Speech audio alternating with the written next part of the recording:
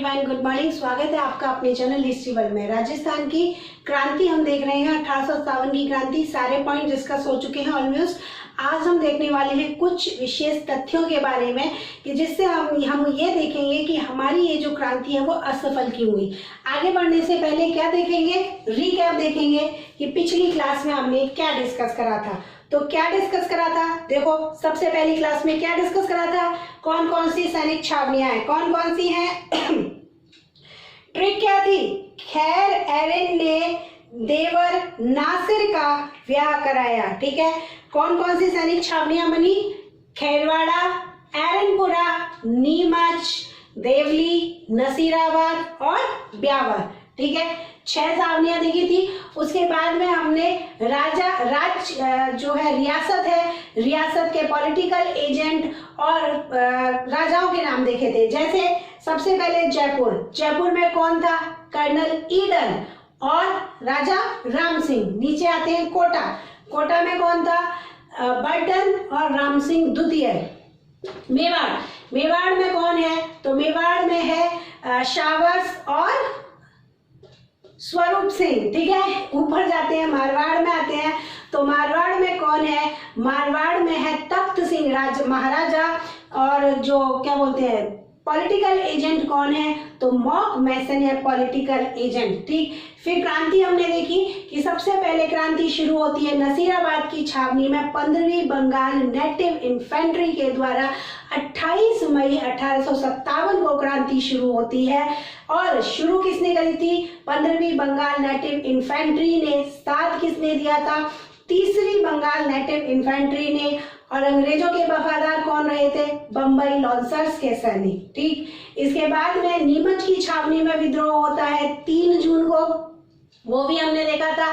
3 जून को नीमच की छावनी में विद्रोह होता है मोहम्मद अली बेग और हीरा सिंह के नेतृत्व में। ठीक है, मोहम्मद अली बेग जो कहाँ के थे, अवध के थे। और उन्होंने ये कहा था कि जब वहां पर कर्नल एबॉट जो है वो इनको शपथ दिला रहे थे कि आप अंग्रेजों के लिए वफादार रहेंगे, तो उस मोहम्मद अली बेग ने उस समय ये कहा था कि जब ये अंग्रेज ही अपनी शपथ के लिए, अपने वचन के लिए वफादार नहीं है, तो ये हमसे कैसे उम्मीद कर सकते हैं कि हम जो है इनके लिए वफादार रहेंगे या अपनी शपथ का पालन करेंगे।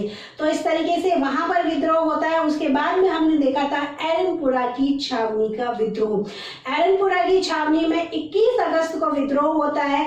वहां से सैनिक भागते हैं, कहाँ पहुंचते हैं, भागते नहीं है, कूच करते हैं दिल्ली की ओर। चलो दिल्ली मारो फिरंगी का नारा देते हुए सैनिक कूच करते हैं, रास्ते में आहुआ पहुंचते हैं, जहां पर ठाकुर खुशहाल सिंह इनको अपना नेतृत्व प्रदान करते हैं। ठीक है, नेतृत्व प्रदान करते हैं। तो उनका युद्ध होता है 8 सितंबर को बिथोड़ा नामक स्थान पर।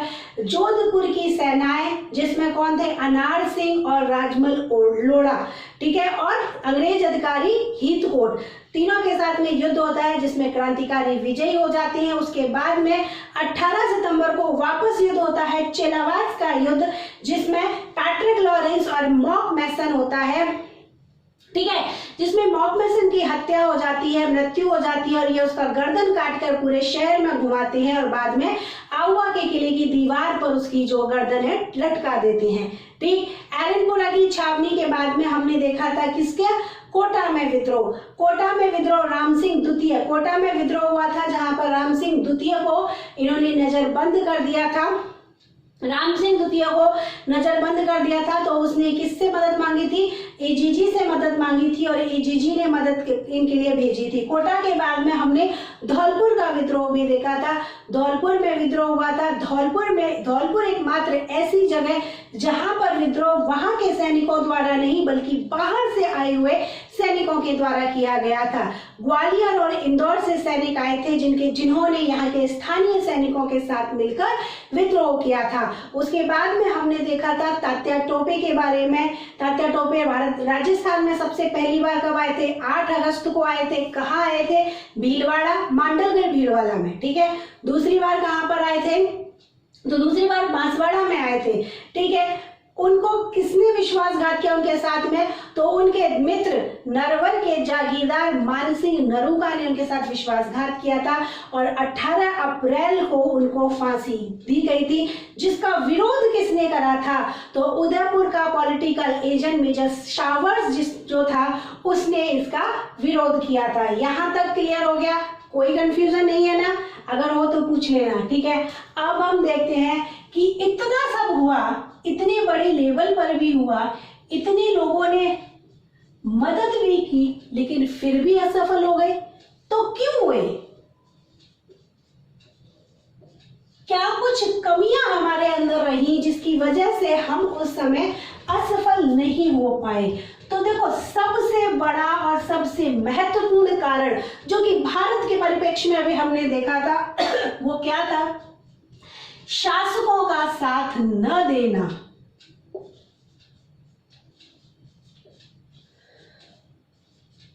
शासकों का साथ न देना, या फिर हम ये भी कह सकते हैं कि अधिकांश शासकों का अंग्रेजों के प्रति वफादार बना रहना, जिसमें सबसे ऊपर नाम आता है बीकानेर के शासक का। क्या नाम है? सरदार सिंह है। देखो एग्जाम में क्वेश्चन बना है इसलिए बता रही हूँ, हर एक क्वेश्चन को ध्यान से देखना। यहाँ भी मैं बताती जा रही हूँ कौन सा क्वेश्चन एग्जाम में आया है। ये क्वेश्चन एग्जाम में आया है कि कौन सा राजस्थान का कौन सा शासक था जो कि अंग्रेजों की मदद के लिए अपने राज्य से बाहर गया, ठीक है। तो बीकानेर का राजा था, क्या नाम था? सरदार सिंह,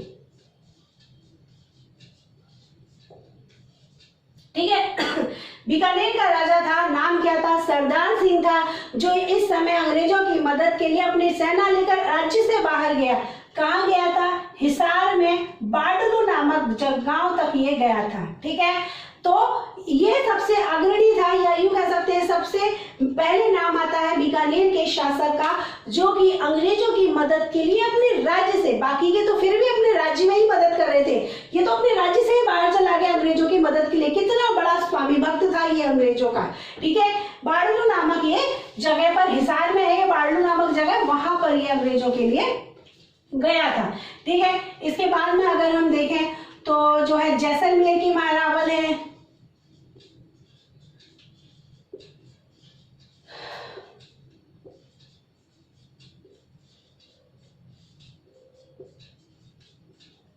ठीक है, जैसलमेर के महारावल हैं। देखो करौली, करौली को कैसे भूल सकते हैं? करौली के शासक का तो बहुत इंपॉर्टेंट रोल है, मदन पाल। कैसे? देखो ये जो करौली के शासक है मदन पाल, इसने कब मदद करी थी?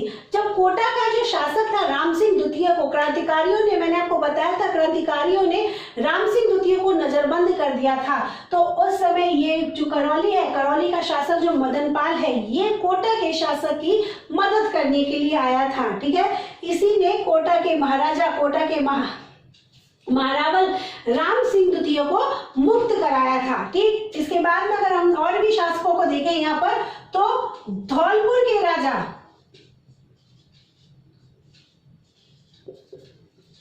क्या नाम था? भगवंत सिंह।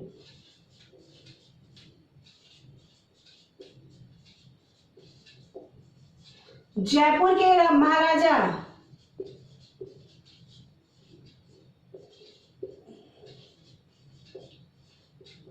और जयपुर के महाराजा का नाम क्या है? राम सिंह, ठीक। मेवाड़ के महाराणा, इनको कैसे भूलेंगे? मेवाड़ के महाराणा स्वरूप सिंह। क्या करा था इन्होंने, याद है आपको? नीमच की छावनी से जो 40 अंग्रेज भागे थे जान बचा करके, उनको जब ये भागे थे तो मेवाड़ में डूंगला नामक गांव पर रूंगाराम के यहाँ पर शरण ली थी, किसान के यहाँ पर। तो वहीं से कैप्टन शावर्स ने, मेजर शावर्स ने इनको बचाकर यहाँ पर उदयपुर में स्वरूप सिंह के पास पहुंचाया था, और महाराणा स्वरूप सिंह ने इनको अपने जग मंदिर में, पिछोला झील के जग मंदिर में रुकवाया था। इनकी खाने पीने की व्यवस्था करी थी और देखभाल के लिए गोकुलचंद मेहता को भी नियुक्त किया था, ठीक है। और इसके बदले में इन्होंने इतना सब किया था, इसके बदले में अंग्रेजों ने इनको सितारे हिंद की उपाधि भी दी थी, ठीक है। तो ये सारे के सारे, ऐसे और भी बहुत सारे हैं जिन्होंने अंग्रेजों की मदद करी थी। हम क्रांतिकारियों की इन्होंने कोई मदद नहीं करी थी। अगर ये हम क्रांतिकारियों की मदद करते तो शायद हम उस क्रांति में विजयी भी हो जाते, ठीक है। लेकिन इन्होंने अंग्रेजों की मदद क्यों करी थी? क्योंकि इनके मन में ये आशंका थी कि अगर ये क्रांतिकारी किसी भी रीजन से पराजित हो जाएंगे तो क्या होगा।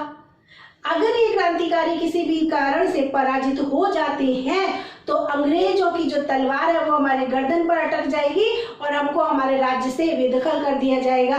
इसलिए क्योंकि हम हमारे राज्य में बने रहें, इन्होंने अंग्रेजों की मदद करी थी, ठीक है। तो पहला तो शासकों का देख लिया, उसके बाद में दूसरा देखें तो एक प्रॉपर योजना का अभाव था।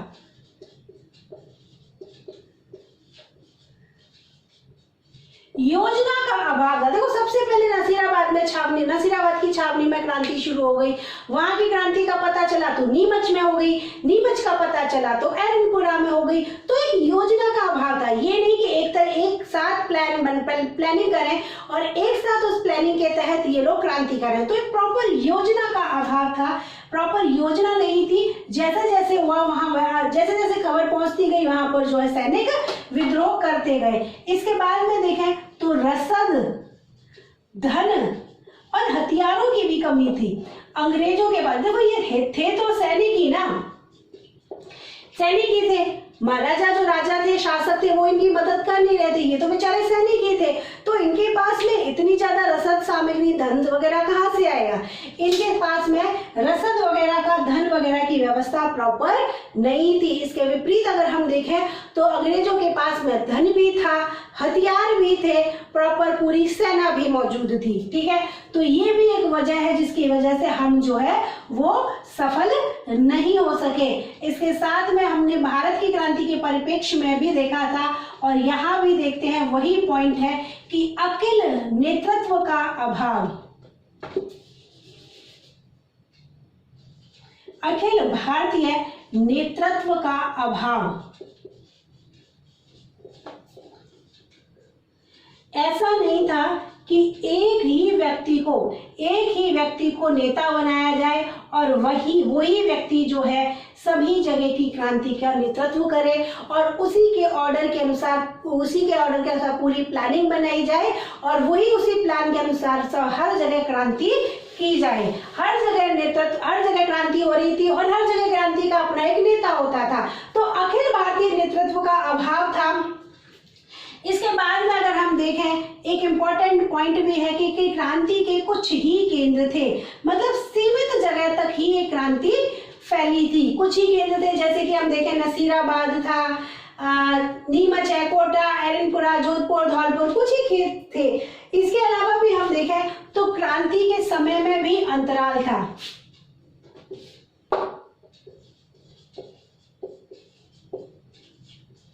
जैसा कि मैंने अभी आपको इस पॉइंट में बताया था, दूसरे पॉइंट में, कि प्रॉपर योजना का अभाव था। अगर प्रॉपर योजना होती तो समय में भी अंतराल नहीं होता। अगर प्रॉपर योजना होती कि हमें 3 जून को ही क्रांति करनी है तो सब जगह 3 जून को ही क्रांति होती। तो प्रॉपर योजना का अभाव था, समय अंतराल अलग अलग था, समय अंतराल जो था वो अलग अलग था, अधिक था, ठीक है। इसके बाद में देखें तो इन लोगों में समन्वय भी नहीं था।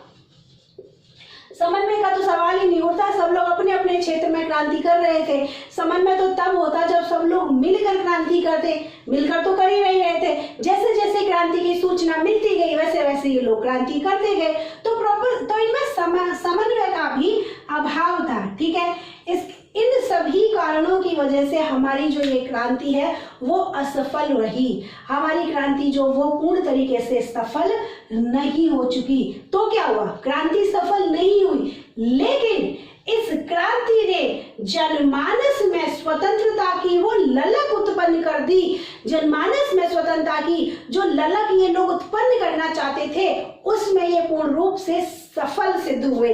जनमानस में क्रांति की एक ललक, एक लालच उत्पन्न कर दिया, जिसकी वजह से हम देखते हैं कि आगे आने वाले वर्षों में हमारे भारतीय जो है वो अपनी स्वतंत्रता के लिए लड़ने के लिए तैयार होते हैं, ठीक है। तो इन सभी, हालांकि इनका जो तात्कालिक रीजन था या तात्कालिक जो लक्ष्य था कि अंग्रेजों को यहाँ से भगाना, उसमें तो ये पूर्ण रूप से सफल नहीं हो पाए, लेकिन फिर भी यहाँ बहुत ही दूरगामी परिणाम हुए। जैसे कि हमने देखा था, भारत के परिप्रेक्ष्य में भी हमने डिस्कस करा था, राजनीतिक प्रभाव में भी देखा था कि ब्रिटेन की महारानी कौन थी? विक्टोरिया।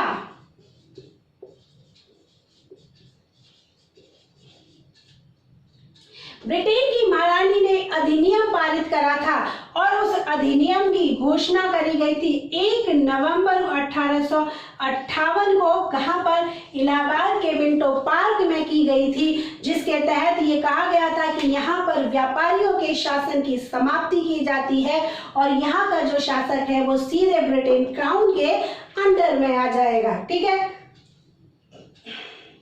ब्रिटेन महारानी विक्टोरिया की घोषणा के साथ ही भारत में ब्रिटिश राज्य की नींव सुदृढ़ हो गई। ब्रिटिश राज्य की नींव सुदृढ़ हो गई। ब्रिटिश शासन का यहाँ पर प्रत्यक्ष शासन होने लगा, क्राउन का प्रत्यक्ष शासन होने लगा, जिसके तहत यहाँ की रियासतों में जो अराजकता थी, राजनीतिक अस्थिरता थी, वो सब समाप्त हो गई। लेकिन अराजकता तो समाप्त हो गई, अस्थिरता तो समाप्त हो गई, लेकिन यहाँ के जो राजा थे, यहाँ के जो शासक थे, वो धीरे धीरे बहुत अधिक निर्दयी और क्रूर बनते गए। क्यों बनते गए?